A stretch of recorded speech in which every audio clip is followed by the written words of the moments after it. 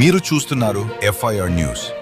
తాజా వార్తలు, కీలక అప్డేట్స్ కోసం మా ఛానల్ను సబ్స్క్రైబ్ చేయండి. అందరికీ నమస్కారం.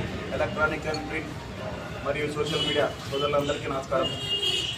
ఈరోజు ప్రెస్ మీట్ పెట్టడానికి ముఖ్య కారణం ఏమంటే, మెగా డిఎస్సిపై చేస్తున్న దుష్ప్రచారాలను తిప్పుకొట్టాలని చెప్పేసి మా తెలుగుదేశం పార్టీ కార్యాలయంలో మీనాక్షి నాయుడు గారి ఆదేశాల మేరకు ఈ ప్రెస్ మీట్ పెట్టడం జరుగుతుంది. ముఖ్యంగా వైసీపీ గొడ్డలి పార్టీ వాళ్ళకి ఒకటే చెప్పాలనుకుంటున్నాను. నేను మొన్నే మా లోకేష్ అన్న ఆదోనికి వచ్చినప్పుడు క్లియర్గా చెప్పారు, మై డియర్ జగన్, నీకు దమ్ము ధైర్యం ఉంటే రా బహిరంగ చర్చకు అని చెప్పి పిలవడం జరిగింది. ఇప్పుడు వరకు నో రెస్పాన్స్. ఇది ఆదోన్లో చెప్పడం మూడోసారి. అరే జగన్మోహన్ రెడ్డి గారు, మీకు దమ్ము ధైర్యం ఉంటే మా విద్యాశాఖ మంత్రి నారా లోకేష్ బాబు గారు విసిరిన సవాల్కి ఎదుర్కోవడానికి రెడీగా ఉన్నారా చెప్పండి. టైం మీరు చెప్పినా సరే, మమ్మల్ని చెప్పన్నా సరే, ప్లేస్ మీరు చెప్పినా సరే, మమ్మల్ని చెప్పన్నా సరే, ఎక్కడైనా సరే, ఎట్లయినా సరే ప్రజాస్వామ్యంలో కూర్చొని చర్చించుకుందాం రండి. అంతేగాని ఈ ముసలి కన్నీరు గారుస్తూ ఏదో ప్రజలపైన ఏదో ఉంది, మాకు ఇంకా ఉంది అని చెప్పేసి మాట్లాడుతూ రోడ్ల మీద టెంట్లు వేస్తూ ప్రజల్ని ఇబ్బంది పెడుతూ, ఒకటి నిన్న ఆదోనిలో రీలే నిరాహార దీక్ష చేశారు. జంజీవార్ అంటున్నారు. దాంట్లో ఎంతమంది జంజీ ఉన్నారో మీ ప్రెస్ మీడియా సోదరులందరికీ తెలుసు. పెన్షనర్స్ కూర్చున్నారు జంజీవార్ అని చెప్పేసి. జంజీవార్ అంటే ఎవరు ఉండాలి? ఒక ఏజ్ లిమిట్ ఉందా? ఆ లిమిట్ దాటిన వాళ్ళు కూర్చోవాలి. కానీ నిన్న ఎవరు కూర్చున్నారు? కనీసం ఒక్కరైనా ఉన్నారా దాంట్లో? లేరు కదా. మీ రాజకీయ లబ్ధి కోసం ప్రజలను ముప్పి పెడుతూ ఇవన్నీ ఇలాంటి కార్యక్రమాలు చేయడం చాలా తప్పుగా మేము భావిస్తున్నాం. ఇంకొకటి, ఈయన జగన్మోహన్ రెడ్డి ఏదో ప్రజలపైన ఏదో ప్రేమ ఉన్నట్టు, ఎంతో ప్రేమ ఉన్నట్టు పరామర్శలకు వెళ్తున్నాడు. అక్కడ చూసి అక్కడ విధ్వంసం. నిన్న ఉత్తరాంధ్రలో వెళ్ళారు. నిన్న ఉత్తరాంధ్రలో వెళ్తే పొగాకు మార్కెట్ యార్డ్కి వెళ్ళారు. అక్కడ ఎంత పొగాకు ధ్వంసం చేస్తారో మీకు తెలియదా?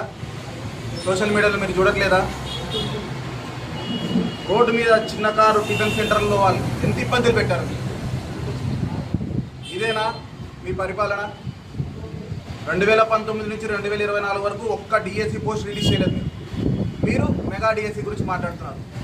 ఇది ఎంత సిగ్గుచేట అనేది మీ విజ్ఞప్తికే వదిలేస్తున్నాం. ఒకటి బాగా గుర్తుపెట్టుకోండి, ప్రజల్లో మీరేంటో అందరికీ తెలుసు. 151 సీట్ల నుంచి 11 పరిమితమైన మీకు ఇంకా బుద్ధి రాలే. మీరు ఇలాగే కొనసాగితే సింగిల్ డిజిట్కి పరిమితం అవుతారు, 0 డిజిట్కి పరిమితం అవుతారు. మీకే తెలియాలి.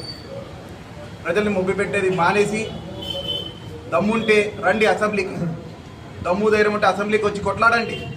ప్రజల గురించి చర్చించండి. ప్రభుత్వం సూచనలు ఇవ్వండి, సలహాలు ఇవ్వండి. ఇది కాదు, మీరు ఇది రాంగ్ చేస్తున్నారు, ఇది కరెక్ట్ చేస్తున్నారని చెప్పండి. అంతేగాని అది చెప్పకుండా ఏదో మీ రాజకీయ లబ్ధి కోసం టెంట్లు వేసుకొని కూర్చొని జనాల్లో ఏదో ఒకటి ఫేక్ ప్రచారాలు, ఫేక్ బతుకులు. ఈ గొడ్డలి పార్టీ వాళ్ళకి ఫేక్ అనేది బాగా యాప్ట్ అయింది. భోగాపురం ఎయిర్పోర్ట్ వద్దన్నంద వీళ్ళే. మళ్ళీ ఈరోజు భోగాపురం ఎయిర్పోర్ట్ వస్తే నేనే చేశాను శంకుస్థాపన అని చెప్పేసి అంటారు.